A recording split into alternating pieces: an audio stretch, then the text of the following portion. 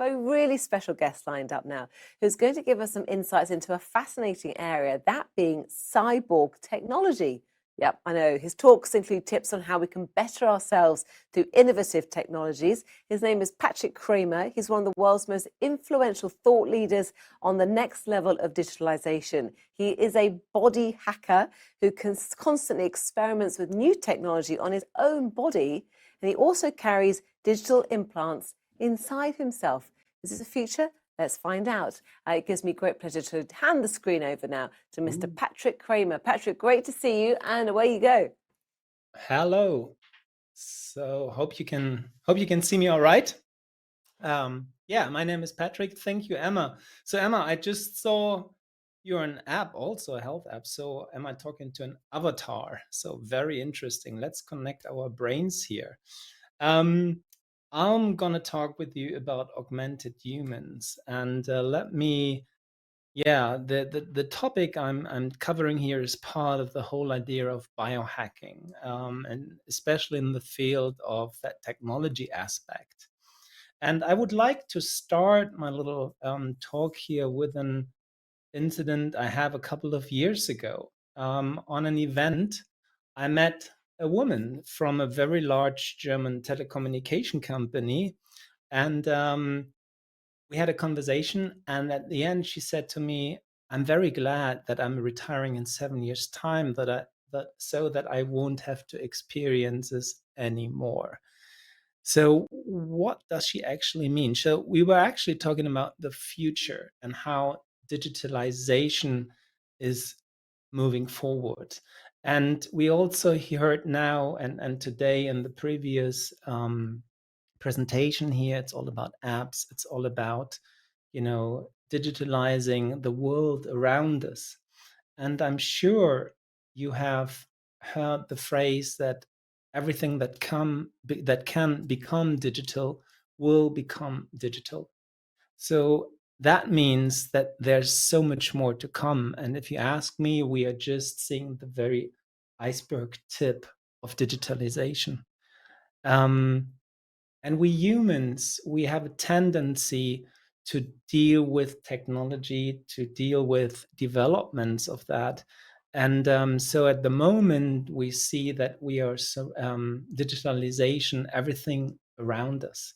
We have started last century, I can say, with digitalization, but we as humans are not waiting for millions of years for the evolution to hit. And I think it's inherent in us that we are going to develop ourselves also, not our surroundings.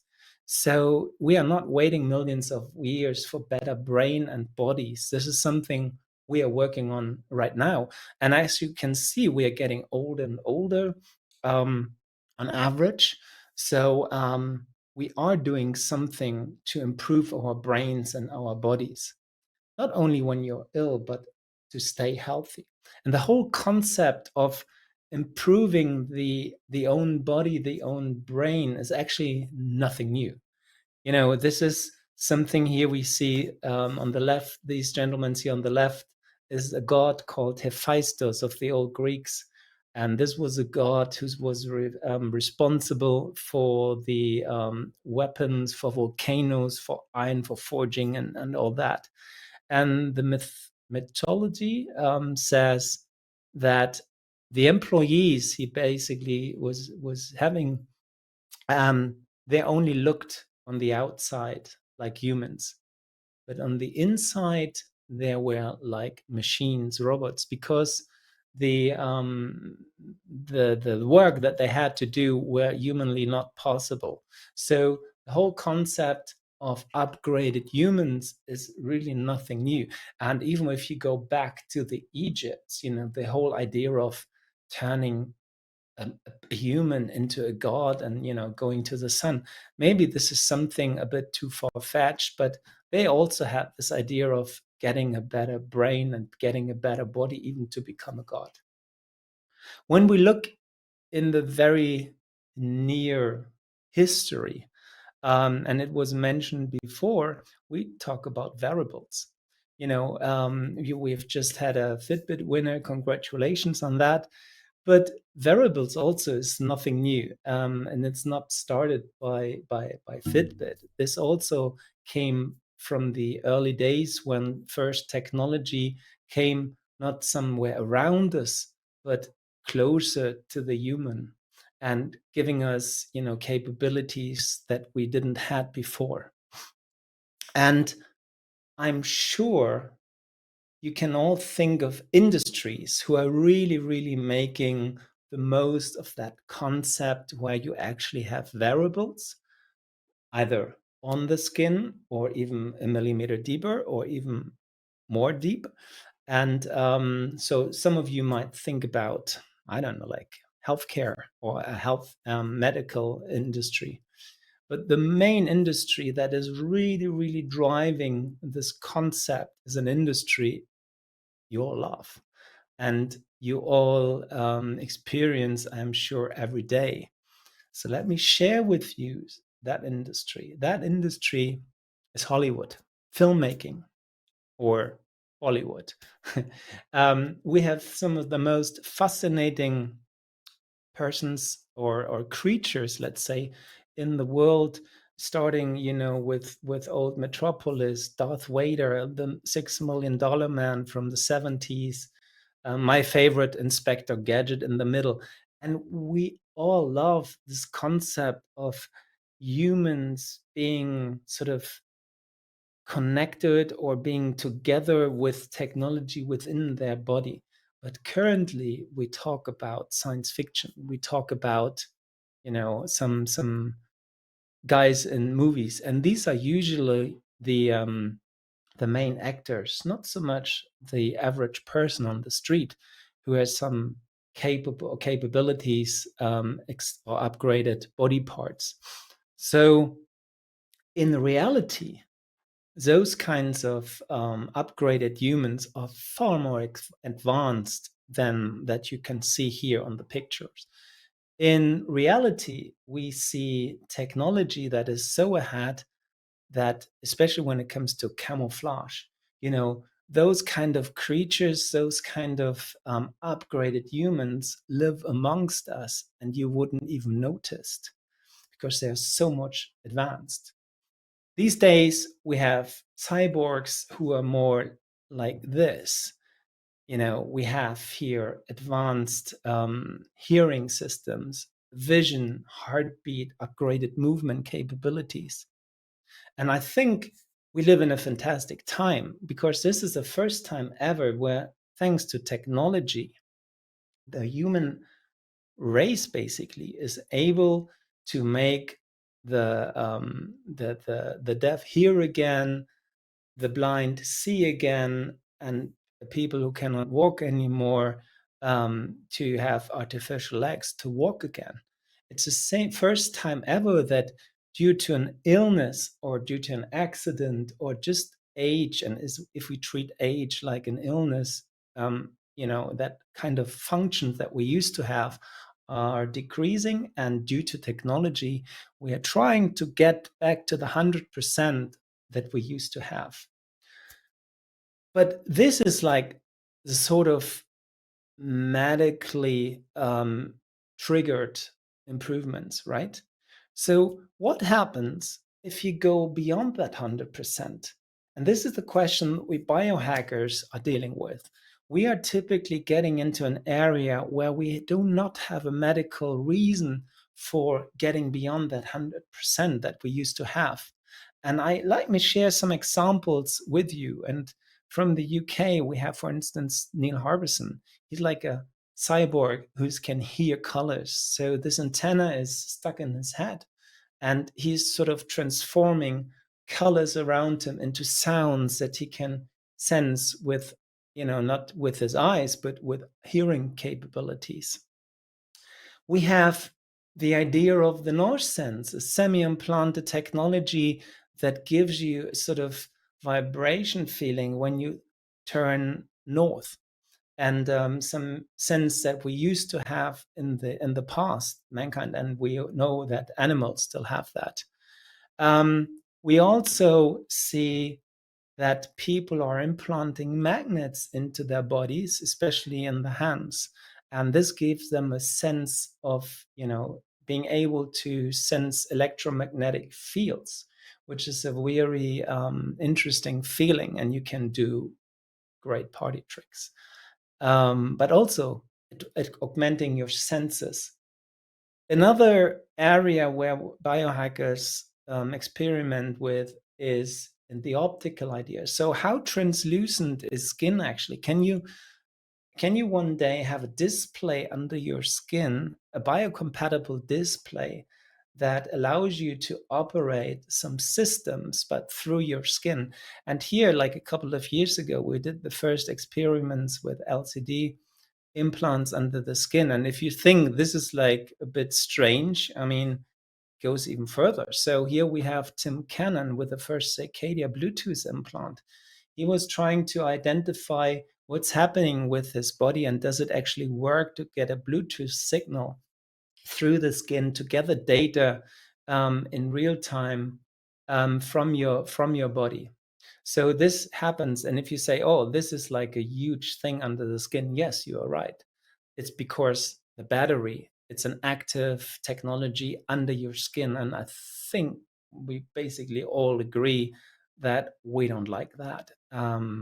It's risky, but the next generation of that technology is now so much smaller. So devices are getting closer, not on the skin like a Fitbit or a Ring or a smartwatch, but we're getting also under the skin for medical or non-medical reason.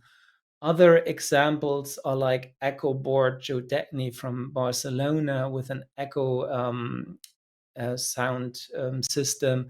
We have Rich Lee from the US with magnets in his trigos to actually hear sounds. We have Moon from Spain, who can actually feel the earth or the moon moving, or like a Rob Spence, like from Canadian biohacker with his artificial eye to film actually when it turns red. So these are like extreme examples where we experiment with technology under the skin. There's one more thing that is really coming up and getting spread all over the world. These are like microchip implants, and I'm sure by now you've heard about them. We have about 500,000 humans with microchip implants, and currently I would say there are like 20 to 24 different models available with different functions. And let me give you some examples, because we all know that when we leave the house, we must sure that we have our keys, our phone, and our wallet with us, right? And if we do not, if we have left the house and if we are lacking one of those accidentally, we usually have a very costly problem or complicated problem to get those back, to get back into the house, whatever. So it's not nice to get, have not this kind of three things with us. If we don't want to. So the whole idea of microchip implants is basically to reduce the stress here, take off the stress, and get us the capabilities of operating like keys, phone, and wallet, but without using those three devices. So microchip implants these days are used for, storing any kind of data that you like to share with others, if it's your social media profile, your medical information, or in case of emergency information, your bonus card, whatever. Even wedding vows, we had that closer to your heart. There are also now implants available measuring your body temperature, but also for access control that I used. And let me share with you some examples here from all around the world. So it's basically typical application is when you enter a gym. So this has been done quite frequently. Or when I come home, this is how my house looks. And I'm not using like keys anymore. And this is so convenient. I cannot even imagine, thinking about keys anymore, or typing in my password in my computer. So that's gone. That's like history. We also use it for any kind of information or unlocking your phone. Here getting into the employer's car park, you can use that. So basically, or having your business card replaced, which is also a great marketing tool. That was in a hotel in Dubai, and we all know, when you are in hotels, you usually have your card or some sort of identification to get in there. Even like in an airport, they were doing trials, if that's not a better idea, instead of an old-fashioned mobile phone, to get on to do the boarding with an implant. If it comes to unlocking your car, your motorcycle, or even your boat, you can easily do that. No need for keys there anymore too. Or now with a Tesla upcoming of Tesla, it is also possible to get your Tesla card under your skin. Yes. Okay, let me be faster then. Um, we also have like payment solutions now under the skin. That used to be an April Fool's joke, which is now possible. And also from the medical side, we have doctors who are saying, you can save up to 20%, or they can save 20% more lives if they have the medical or even some personal information about their patients from a microchip implant. Implants are also now cultural artifacts. They're displayed in multiple museums. And wrapping up this is like the question, so what's the future? The future is basically that we humans need some in tools for digital interaction. It's like the evolution that we are seeing here. So the next step, after voice commands, which is now getting better and better and more popular. So can the next step then be technology that's actually under the skin? We see research that says that products are being controlled in the next 7 years with to 40% with technology that's on or under your skin, that you don't need to hold in your smartphone anymore. And even like Facebook, I'm sure you've heard it, they're asking, so what if you could even type directly from your brain? Why using fingers? What about getting that kind of miniaturization technology that you have in your smartphone and implanting them into your brain? Like the next evolution step, or really like a horror movie. Connected brains, this is now really like would change everything. And I'm sure none of us can really imagine how a future would look like, but this is like what we had 10 years ago, 100 years ago, sorry. People would have never imagined what's digitally possible today. We need, of course, connecting brains. We need some sort of brain net to do that. And if you think this is some sort of future idea, science fiction connected brain, let me tell you, a couple of years ago, on the 29th of September 2018, we had the first experiments in the University of Washington, where brains got connected, and the participated brains were actually playing Tetris, not against each other, but together. And the idea is, if you can connect 3 brains, you can also connect 40 or 50 or 100 brains. It doesn't matter.